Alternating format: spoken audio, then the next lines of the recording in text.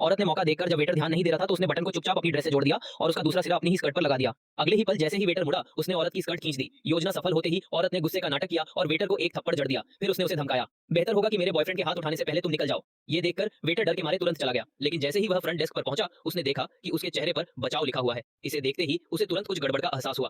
उसी समय बॉयफ्रेंड को भी शक हुआ कि उसकी गर्लफ्रेंड का बर्ताव अभी कुछ अजीब था।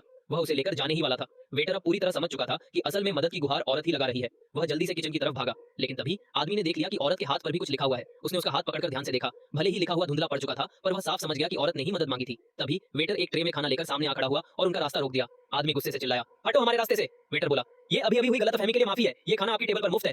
ये सुनकर आदमी लालच में आ गया। सोचा मुफ्त है तो क्यों न खाया जाए। वो बैठकर खाने लगा, लेकिन जैसे ही उसने 2 निवाले खाए, उसकी सांसें अटकने लगी। औरत घबराकर पूछने लगी, ये तुम्हें क्या हो गया? वेटर बोला, मैंने अभी सुना था कि इसे प्याज से एलर्जी है, इसलिए मैंने जानबूझकर प्याज मिला दिया। फिर उसने औरत की तरफ देखते हुए कहा, क्या तुम्हें वाकई कैद करके रखा गया है? औरत ने धीरे से सिर हिलाकर हाँ कहा। तब वेटर बोला, तुम जल्दी से निकल जाओ, आगे का मैं देख लूंगा।